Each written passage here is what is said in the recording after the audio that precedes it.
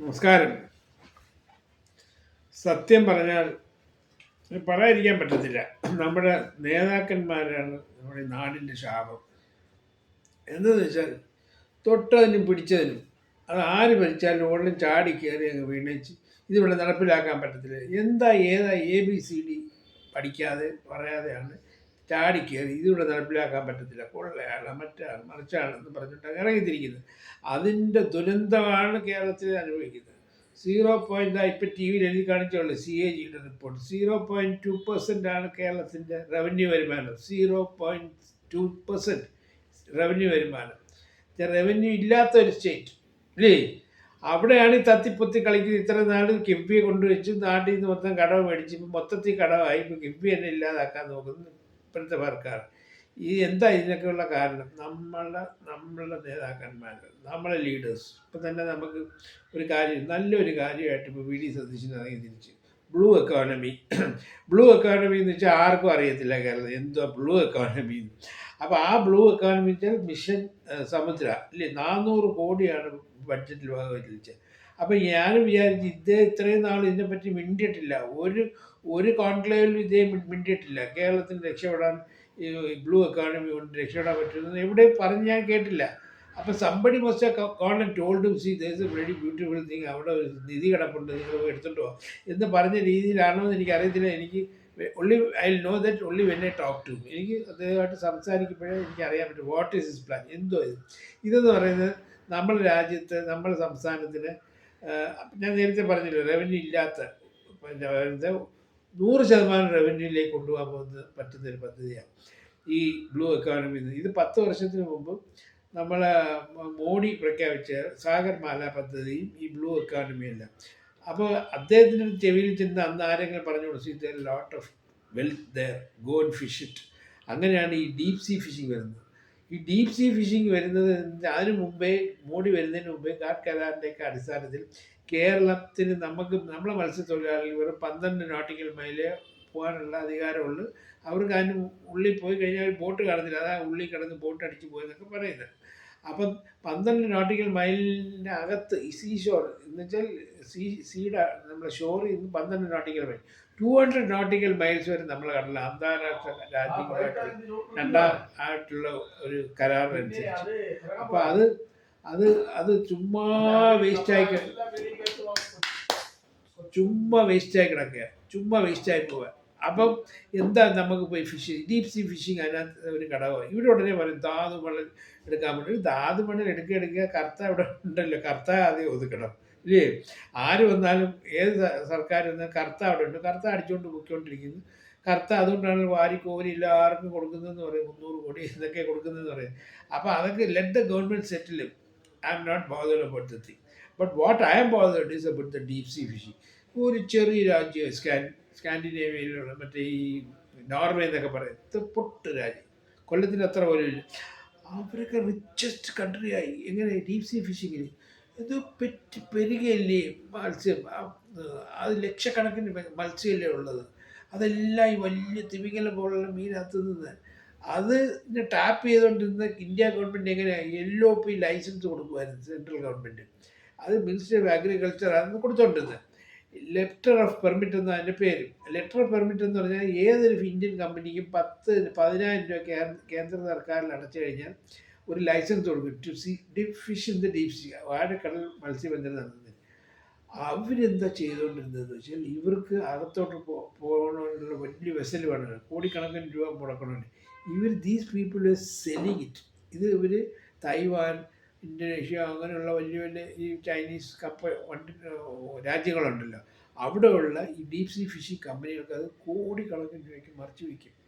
അങ്ങനെയാണ് ഇവരിത് ചെയ്തുകൊണ്ട് ഇതെല്ലാം വെളിവായി CBI വന്ന് പക്ഷെ ആരും പിടിച്ച് ജയിലിലിട്ടില്ല. അപ്പം ഞാൻ കൂടുതൽ പറയും ഇവരെ പിടിച്ച് പണിഷ് ചെയ്യണം, ഇങ്ങനെ ഇന്ത്യയെ ചീറ്റ് ചെയ്ത്.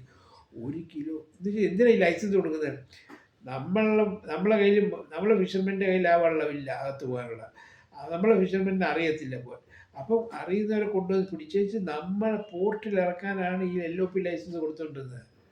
1 കിലോ മീൻ ഇറക്കിയിട്ടില്ല. 1 കിലോ മീൻ ഒരു ട്രോളറൊക്കെ തന്നെ വന്ന് 10,000 കണക്കിന് ടൺ വലിച്ചോണ്ട് പോയത്. എല്ലാം. അപ്പോൾ ഇവിടെ ഫിഷറീസ് സർവേ ഓഫ് ഇന്ത്യ ഉണ്ട്, കോസ്റ്റ് ഗാർഡുണ്ട്, റിസർവ് ബാങ്ക് ഓഫ് ഇന്ത്യ ഉണ്ട്, MBDA ഉണ്ട്, എല്ലാവരും ഉണ്ട്. നിങ്ങൾ നോക്കുകുത്തികളായിരുന്നു എന്നാണ് ഹൈക്കോടതി ചോദിച്ചത്. വെറി ഓൺലുക്കേഴ്സ്. എന്നിട്ട് അവസാനം കോടതി ഇടപെട്ട് ശുശ്രൂഷ കണക്കുണ്ടരാൻ പറഞ്ഞു. ഇതുവരെ പിടിച്ചതിൻ്റെ കണക്ക് 369 കിലോയുടെ കണക്കാണ് ദൂരെ എറിഞ്ഞു. അത് ചീറ്റിംഗ് ദ കോർട്ട് എന്നാണ് ചോദിച്ചത്. അപ്പോൾ അതുകൊണ്ട് വി വർ ചീറ്റിംഗ്. അപ്പോൾ ഞാനത് പ്രൂവ് ചെയ്തു. അന്നൊക്കെ ഹിന്ദു പത്രം ഇറക്കുമായിരുന്നു, LOP is the license to plunder the Indian sea wealth. നമ്മൾ പ്ലണ്ടർ ചെയ്തുകൊണ്ടിരുന്നത് എന്ന് വെച്ചാൽ അടിച്ചോണ്ട് പോയിക്കൊണ്ടിരുന്നതാണ്. അതാണ് സ്റ്റോപ്പ് ചെയ്തത്. അപ്പം നമുക്കത് പോയി എടുത്തുകൊണ്ട് വന്നൂടെ? നമുക്കത് പോയി പിടിച്ചോണ്ട് വന്നില്ല. ആനയും പുലിയൊന്നും അല്ലല്ലോ കടലിനകത്ത് കിടക്കുന്നത്, ഇല്ലേ? ഈ 200 നാട്ടിക്കൽ മൈൽ വരെ പോകണമെങ്കിൽ വലിയ വള്ളങ്ങൾ വേണം, ഫോറിൻ വള്ളങ്ങൾ വേണം. നമ്മളിൽ ആ വെള്ളമില്ല. നമ്മൾ ഇന്ത്യയിൽ അത് മാനുഫാക്ചർ ചെയ്യുന്നില്ല. അപ്പോൾ കൊണ്ടുവന്നിട്ട് അത് ആ വള്ളത്തിൽ നമ്മളെ മത്സ്യത്തൊഴിലാളികൾ കയറ്റിക്കൊണ്ട് മീൻ പിടിച്ചോണ്ട് ഇവർക്കെല്ലാം എന്തതിൻ്റെ കുഴപ്പമാണ്. ഇന്നിതാ പഴയ MP അല്ല പേരെന്തോ, മീനിൻ്റെ മത്സ്യത്തൊഴിലാളി ഫെഡറേഷൻ്റെ സംസ്ഥാന പ്രസിഡന്റ്, അദ്ദേഹം ഇതിന് എഴുതിയിരിക്കുന്നത് ഇതിൽ നിന്നൊക്കെ പിന്മാറണമെന്ന്. അങ്ങേര് ഇവിടെ വന്ന് വലിയ ആളായിട്ട് വന്ന് സമരം നടത്തി. എന്നുവെച്ചാൽ സെൻട്രൽ ഗവൺമെൻറ് ഇന്ത്യയിലേക്ക് ഒരു നിയമം കൊണ്ടുവന്ന് എക്സ്ട്രാക്ട് ചെയ്യാമെന്ന്, അതിനകത്തുള്ള മണൽ എക്സ്ട്രാക്ട് ചെയ്യാം, മണൽ മൈൻ ചെയ്യാമെന്ന് പറഞ്ഞ്. അപ്പോഴോ എല്ലാം വാരിക്കൊണ്ട് പോകാൻ പോണേ എന്ന് പറഞ്ഞുകൊണ്ട് ഇവിടെ സമരം കിടന്നു. നമ്മളെ ബിന്ദു കൃഷ്ണയും ബാക്കിയുള്ളവരെല്ലാം സമരമുഖത്ത് ഫ്രണ്ടിലുണ്ടായിരുന്നു. വള്ളങ്ങളൊക്കെ നിരത്തിയിട്ടിട്ട് പറ്റത്തില്ല, ഞങ്ങൾ സമ്മതിക്കത്തില്ല. ഇവിടെ ഉള്ളി കിടക്കുന്ന മണൽ വാരിക്കൊണ്ട് പോകണം. ഇവർക്ക് എന്താത്തിൻ്റെ കുഴപ്പം? നമ്മുടെ വീട്ടിൽ മാങ്ങ പിടിച്ചിരുന്ന് നമ്മൾ പറിക്കത്തില്ല. നമ്മളെ കയ്യിൽ നമുക്ക് കയറി പറിക്കാൻ പറ്റത്തില്ല, നമ്മൾ ആളിനെ കൊണ്ടുവന്ന് പറപ്പിക്കും, ഇല്ലേ? പോട്ടെ. അപ്പോൾ ഇതിപ്പം നമ്മൾ ഇങ്ങനെ വിട്ടിരിക്കുക. അത് കടലാണ്, കടൽ കൊള്ള എവിടെ? ദീസ് പീപ്പിൾ ഇവർ ഈ നമ്മളെ ഫിഷർമെന്നെ എഫക്റ്റ് ചെയ്യത്ത പോലും ഇല്ല. ഈ 1000 വെസലൊന്നും ഏതെങ്കിലും ഫിഷർമെൻ ചോദിച്ചോ, നിങ്ങൾ ഒരു വെസൽ കണ്ടിട്ടുണ്ടോ? They are not seen because it is right inside. ഈ ഈസ് എ സോണിലാണ്, എക്കണോമിക് സോണിലാണ്, എക്സ്ക്ലൂസീവ് എക്കണോമിക് സോൺ എന്ന് അതിൻ്റെ പേര് പോലും. 200 നോട്ടിക്കൽ മൈൽസ് അപ്പുറം പോകണം, അവിടെ വരെ പോവാം. അപ്പോൾ അതുകൊണ്ട് നാം പറയുന്നത് ഇപ്പോൾ ഇതിനകത്ത് വന്നിരിക്കുന്ന ഒരു ബ്ലെസ്സിങ് ഇൻ ഡിസ്ഗൈസാണ്. ഇപ്പോൾ ഇത് കൊണ്ടുവന്നിരിക്കുന്ന ഈ 400 crores അതിന് പ്രോപ്പറായിട്ട് പ്ലാൻ ചെയ്ത് മാനേജ് ചെയ്തിട്ട് ഇപ്പോൾ ഇവിടുത്തെ മത്സ്യത്തൊഴിലാളികൾ ഇപ്പോൾ ഇടതുവശം കയറിയോ ഇപ്പോൾ ഇടത്തില്ല, ഞങ്ങൾ എതിരാന്ന് പറഞ്ഞാൽ നമുക്ക് ഇവിടെ നിന്ന് ഞാൻ വിളിച്ചാൽ വരും 10 മത്സ്യത്തൊഴിലാളികൾ. നമുക്ക് പുതുച്ചേരി ഇത് ബ്ലാങ്കറ്റ് ഇതാ ഡീപ് സീ ഫിഷിങ്. നമുക്ക് അവിടെ കൊണ്ടുപോയി അവരെ കയറ്റി വിട്ടിട്ട് അവർ ലക്ഷക്കണക്കിന് രൂപ ഒരു ഫിഷർമാൻ തിരിച്ചു ലക്ഷക്കണക്കിന് രൂപ കിട്ടുന്നത്. ഇവിടെ ഡെയിലി പോയിട്ട് വരുമ്പോൾ അനിശ്ചിതാവസ്ഥയാണ്, ഇല്ലേ? അവൻ ലക്ഷക്കണക്കിന് രൂപ വരുമ്പോഴത്തേക്ക് പണ്ടില്ലേ കമ്പ്യൂട്ടറിന് എതിർത്ത പോലെ ഇവരും എല്ലാം വന്നില്ല. ഇപ്പോൾ നോളജ് സിറ്റിക്ക് പിറവിന് പോയില്ലേ ഈ കമ്പ്യൂട്ടറിനെ എതിർത്തവരൊക്കെ? അതേപോലെ ഇവരെല്ലാം പിറവിന് നിൽക്കും. So somebody has to start, ഇത് നമ്മളെ മത്സ്യത്തൊഴിലാളി ബാധിക്കുന്ന പ്രശ്നമേ അല്ല. എന്നുവെച്ചാൽ സീ ഷോറിലാണ്. എന്നുവെച്ചാൽ എല്ലാവരും കൂടെ കിടന്ന് ഒരിടത്ത് കിടന്ന് ആ സ്ട്രെസ് ഹോൾഡ് നോക്കും, ആ പ്രഷർ നോക്കും. എല്ലാവരും കൂടെ കിടന്ന് ഒരിടത്ത് കിടന്ന് വാരില്ലേ. ഇത് ഇവിടെ ഇൻസൈഡ്, റൈറ്റ് ഇൻസൈഡ് ഇവിടെ go and get the fish and come. അതിന് എന്താ തടസ്സം? എന്തിനാ ഇവരിങ്ങനെ വേണ്ടാത്ത ധാതു മണലൊക്കെ അതിലോട്ട് പിന്നെ ബാക്കി ഇവർക്ക് എന്താ പ്രശ്നം? നമ്മൾ മീൻ പിടിച്ചോണ്ട് ഇവർക്ക് എന്താത്തിൻ്റെ അസുഖം? ഇവരെല്ലാം കൂടെ നിന്ന് കുറച്ച് ബുദ്ധി ഉപയോഗിച്ച് നമുക്ക് എങ്ങനെ ആദ്യം 2 ട്രോളേഴ്സ് വലിയ ട്രോളേഴ്സ് കൊണ്ടുവന്ന് ഇവരെ അതിനകത്ത് കയറ്റി സായിപ്പന്മാരെ കൊണ്ടുവന്ന് പഠിപ്പിച്ച് അത് നമുക്ക് അങ്ങനത്തെ ട്രോളേഴ്സ് മേക്ക് ഇൻ ഇന്ത്യ പെടുത്തി നമ്മളിവിടുത്തെ ബോട്ട് യാർഡി ഉണ്ടാക്കിക്കൂടെ? അങ്ങനെയല്ലേ നമുക്ക് വികസിക്കാൻ പറ്റും. അപ്പോൾ ജോബ് ക്രിയേഷനായി, എംപ്ലോയ്മെൻറ്റായി, പ്രോസസ്സിങ് പ്ലാന്റായി സാധനം വരുന്നതുകൊണ്ട് അവിടെ തന്നെ ഇപ്പോൾ കൊല്ലത്ത് തന്നെ വാടിക്കടപ്പുറത്ത് തന്നെ പ്രോസസ്സിങ് പ്ലാന്റുകൾ വന്നുകൊണ്ട് അവിടെ ഷിപ്പ്. ഞാൻ ചോദിക്കട്ടെ, ഏതെങ്കിലും ഞാനിപ്പോൾ എന്താ വാടി പോയിട്ട് വന്നതാണ്, ഞാൻ മീൻ വാങ്ങിക്കാൻ പോയിട്ട് വന്നത്, എത്രയോ ബോട്ടുകൾ നിരങ്ങി നിൽക്കുന്നു. അവിടെ തന്നെ പ്രോസസ്സിങ് തുടങ്ങത്തില്ലേ? അവിടെ തന്നെ ക്യാനിങ് തുടങ്ങത്തില്ലേ? എത്രയോ ജോബ് ക്രിയേഷൻ ഉണ്ടാവും, ഇല്ലേ? അപ്പോൾ അതെല്ലാം നമ്മൾ ഏതെങ്കിലും ഒരിടത്ത് നിങ്ങൾ പോയി നോക്കും. മീൻ ഒരുപാട് മീനായിപ്പോൾ അതുകൊണ്ട് ഞങ്ങൾ വേണ്ട, ഞങ്ങൾ കുഴിച്ചുകൂടാൻ. ഒരു മീൻ കിട്ടും. എന്തിന് വിലയിപ്പോൾ മീൻ, ഇല്ലേ? 1300 1400 രൂപ കൊടുക്കണം. 1 കിലോ നെമ്മീൻ വേണം, 1 കിലോ നെമ്മീൻ വേണമെങ്കിൽ. അപ്പോൾ ഒരു കാലത്തേക്ക്. അപ്പോൾ അതുകൊണ്ട് കൊണ്ടുവന്നിരിക്കുന്ന ഒരു ഭയങ്കര സിംഗപ്പൂറെല്ലാം നമുക്ക് ചൈന ആവാൻ പറ്റും. അതിൻ്റെ അപ്പുറം വെച്ചാൽ നമുക്ക് തന്നെ വലിയ 10, 700, 800 കിലോമീറ്റർ കോസ്റ്റ് ലൈൻ ഇല്ലേ അങ്ങ് അറ്റത്ത് നിന്ന് അറ്റം വരെ. The whole thing can be use, no? ഇവർ അപ്പം ഞാൻ പറയുന്നത് ഒരു പ്രാവശ്യം കൊണ്ടുപോയി എന്ത് പ്രശ്നം ഉണ്ടായാലും ഇവരെ കൊണ്ടുപോയി അതിന് നമ്മളെ പോലുള്ളവർ ഫ്രണ്ടിൽ വന്ന് നിൽക്കാം. Because we know it. ഞാൻ 10 വർഷത്തിന് മുമ്പ് നിതിൻ ഗഡ്കരിക്ക് കൊണ്ടുപോയി ഒരു പ്രോജക്റ്റ് കൊടുത്തു ഇത് പഠിച്ചപ്പം. അങ്ങനെയാണ് കേസിനൊക്കെ പോകും.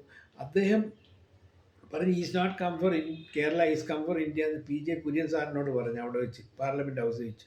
എന്നിട്ട് 10 ഓർഡർ കൊടുത്ത് ഇവിടെ 10 ഇറക്കുന്നത് അന്വേഷിച്ച് നോക്ക്. പക്ഷെ അതെല്ലാം ഒരു ഒരു ഒരു ഗോവ പോട്ടിയായിട്ടല്ല ചെയ്തത്. അത് ഇവർക്ക് അനുയോജ്യമല്ല, ഇവർക്ക് അറിഞ്ഞുകൂടാ അത് ഓടിക്കാൻ. ഇവിടെ കൊണ്ടുവന്നെല്ലാം കട്ടപ്പുറത്തായി.